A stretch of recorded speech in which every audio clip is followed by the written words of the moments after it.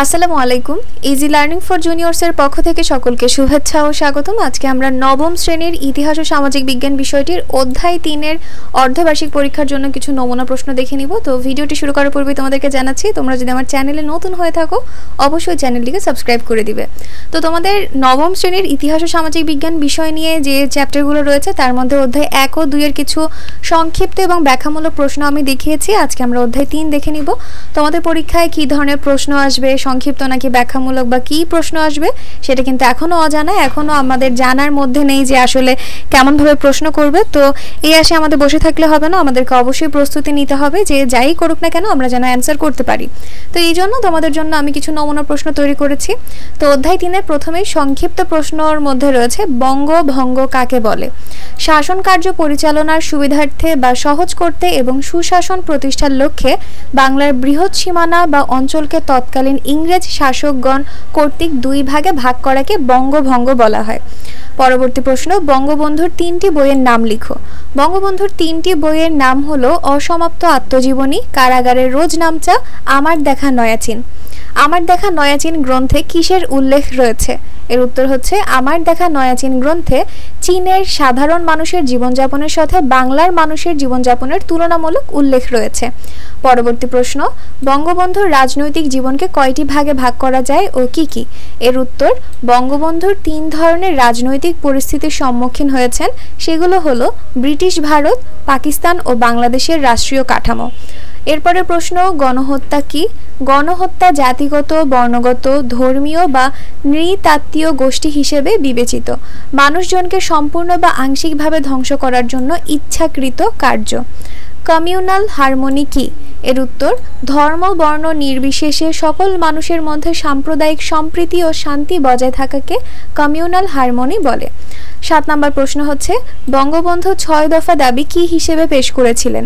এর উত্তর, পাকিস্তান রাষ্ট্রের পীড়ন থেকে বাংলার মানুষকে মুক্তির সনদ হিসেবে এই 6 দফা বঙ্গবন্ধু ঘোষণা করেছিলেন। পরবর্তী প্রশ্ন, কাকে শাহ-ই বাঙ্গালা বলা হয়? এর উত্তর, শামসুদ্দিন ইলিয়াস শাহকে শাহ-ই বাঙ্গালা বলা হয়। পরবর্তী প্রশ্ন, বঙ্গবন্ধু কত সালে আওয়ামী লীগের সাধারণ সম্পাদক হিসেবে নির্বাচিত হন? বঙ্গবন্ধু 1953 সালে আওয়ামী লীগের সাধারণ সম্পাদক হিসেবে নির্বাচিত হন।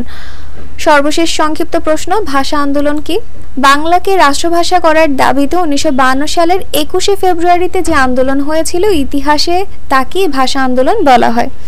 এবার চলো আমরা কিছু ব্যাখ্যামূলক প্রশ্ন দেখে নেই। ব্যাখ্যামূলক প্রশ্নের প্রথমেই রয়েছে 6 দফা পেশ করা হয় কত সালে? 6 দফাগুলো কি কি? এর উত্তর, 1966 সালের 5 থেকে 6 ফেব্রুয়ারি বঙ্গবন্ধু শেখ মুজিবুর রহমান পাকিস্তানের লাহোরে বিরোধী দলের একটি সম্মেলনের আঞ্চলিক স্বায়ত্তশাসনের জন্য তার ঐতিহাসিক 6 দফা দাবি পেশ করেন। 6 দফা দাবি কর্মসূচি বাঙালির মুক্তির সনদ হিসেবে ব্যাপকভাবে স্বীকৃত। তো যেই 6 দফা দাবির কথা বলা রয়েছে, এবার আমরা সেই 6টা প্রস্তাব দেখি। প্রস্তাব 1-এ রয়েছে শাসনতান্ত্রিক কাঠামো ও রাষ্ট্রের প্রকৃতি। লাহোর প্রস্তাবের ভিত্তিতে সংবিধান রচনা করে পাকিস্তানকে একটি ফেডারেশনে পরিণত করতে হবে, যেখানে সংসদীয় পদ্ধতির সরকার থাকবে এবং প্রাপ্তবয়স্ক নাগরিকদের ভোটে নির্বাচিত আইন পরিষদ সার্বভৌম হবে। প্রস্তাব 2, কেন্দ্রীয় সরকারের ক্ষমতা। কেন্দ্রীয় ফেডারেল সরকারের ক্ষমতা কেবলমাত্র 2টি ক্ষেত্রেই সীমাবদ্ধ থাকবে, যথা দেশ রক্ষা ও বৈদেশিক নীতি। অবশিষ্ট বিষয়গুলো অঙ্গরাজ্যগুলিতে ন্যস্ত করা উচিত। প্রস্তাব 3, মুদ্রা ও অর্থ সমতা। মুদ্রার ব্যাপারে নিম্নলিখিত 2টির যে কোনো একটি প্রস্তাব গ্রহণ করা চলতে পারে। প্রথম হচ্ছে, সমগ্র দেশের জন্য 2টি পৃথক অথচ অবাধে বিনিময়যোগ্য মুদ্রা চালু থাকবে, অথবা বর্তমান নিয়মে সমগ্র দেশের জন্য কেবলমাত্র একটি মুদ্রাই চালু থাকতে পারে। প্রস্তাব 4, রাজস্ব, কর বা শুল্ক সমন্বনীয় ক্ষমতা। ফেডারেশনের অঙ্গরাষ্ট্রগুলোর কর বা শুল্ক ধার্যের ব্যাপারে সার্বভৌম ক্ষমতা থাকবে। কেন্দ্রীয় সরকারের কোনরূপ কর ধার্যের ক্ষমতা থাকবে না, তবে প্রয়োজনীয় ব্যয় নির্বাহের জন্য অঙ্গরাষ্ট্রীয় রাজস্বের একটি অংশ কেন্দ্রীয় সরকারের প্রাপ্য হবে। অঙ্গরাষ্ট্রগুলোর সব রকমের করের শতকরা একই হার আদায়কৃত অংশ নিয়ে কেন্দ্রীয় সরকারের তহবিল গঠিত হবে। প্রস্তাব 5, বৈদেশিক বাণিজ্য বিষয়ক ক্ষমতা। ফেডারেশনভুক্ত প্রতিটি রাজ্যের বহির্বাণিজ্যের পৃথক হিসাব রক্ষা করতে হবে। বহির্বাণিজ্যের মাধ্যমে অর্জিত বৈদেশিক মুদ্রা অঙ্গরাজ্যগুলোর এখতিয়ারাধীন থাকবে। কেন্দ্রের জন্য প্রয়োজনীয় বৈদেশিক মুদ্রার চাহিদা সমান হারে অথবা সর্বসম্মত কোনো হারে অঙ্গরাষ্ট্রগুলোই মিটাবে।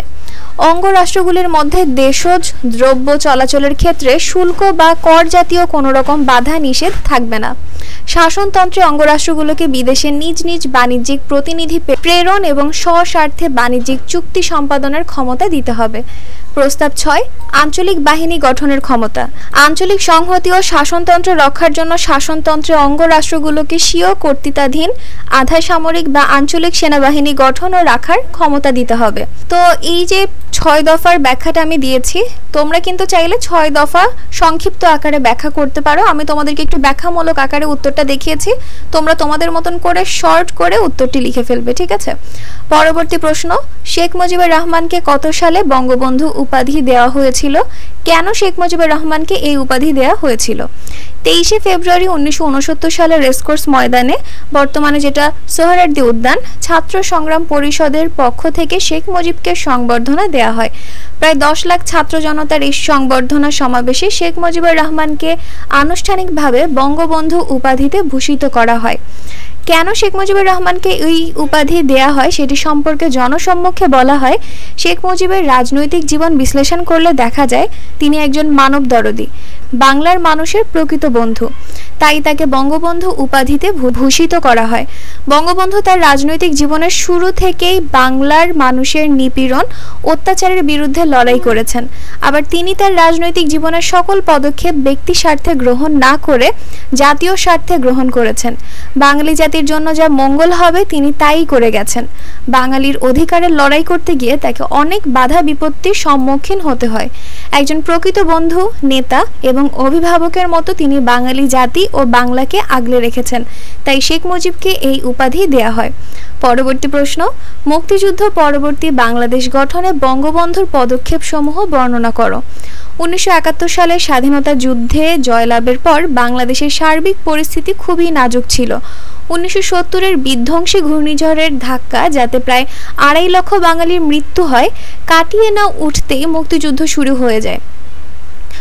দেশের অবকাঠামো সমূহের ব্যাপক ক্ষয়ক্ষতি সাধিত হয়। এছাড়া যুদ্ধের কারণে দেশটির কৃষি, শিল্প, বাণিজ্য ও পরিবহন খাতের ব্যাপক ক্ষয়ক্ষতি হয়। নতুন এই দেশের জনঘনত্ব ও জনসংখ্যা বৃদ্ধির হার উচ্চ ছিল এবং এর সিংহভাগ নাগরিকই ছিল নিরক্ষর, অপ্রশিক্ষিত ও বেকারত্বের শিকার। যুদ্ধের কারণে দেশের আবশ্যকীয় নিত্য প্রয়োজনীয় খাদ্যশস্যের ভাণ্ডার প্রায় ফুরিয়ে গিয়েছিল। নবপ্রতিষ্ঠিত দেশ কাজে লাগানোর মতো প্রাকৃতিক সম্পদও ছিল অপ্রতুল। ভারত থেকে প্রত্যাবর্তনকারী প্রায় 1 কোটি শরণার্থীর পুনর্বাসন ছিল এক বিরাট সমস্যা। এরকম একটি দেশটির পুনর্গঠন ছিল একটি চ্যালেঞ্জ। এই সময় বঙ্গবন্ধু বিভিন্ন পদক্ষেপ নিয়েছিলেন বাংলার মানুষের দুর্নীতি, অন্যায়, অত্যাচার, শোষণ, নিপীড়নের বিরুদ্ধে। মানুষের কল্যাণে বঙ্গবন্ধু স্বদেশ গড়ে তোলার বহুমুখী প্রকল্প গ্রহণ করেন। নবগঠিত বাংলাদেশ গড়া ছিল বঙ্গবন্ধুর জীবনের 3য় পর্যায় এবং সংক্ষিপ্ততম পর্যায়।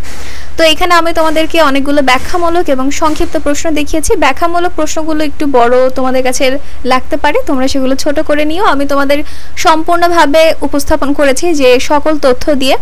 তো এই তো তোমাদের অধ্যায় 3-এর এই সকল প্রশ্নগুলি রয়েছে। পরবর্তীতে অধ্যায় 4-এর প্রশ্ন এবং উত্তর দিয়ে দিব। তো আজকের ভিডিও এই পর্যন্তই। ভিডিও যদি তোমাদের কাছে ভালো লেগে থাকে তাহলে অবশ্যই সাবস্ক্রাইব করে দিবে এবং পাশে থাকা বেল আইকন বাটনটি প্রেস করে দিবে। তো আজকে এই পর্যন্তই। আল্লাহ হাফেজ।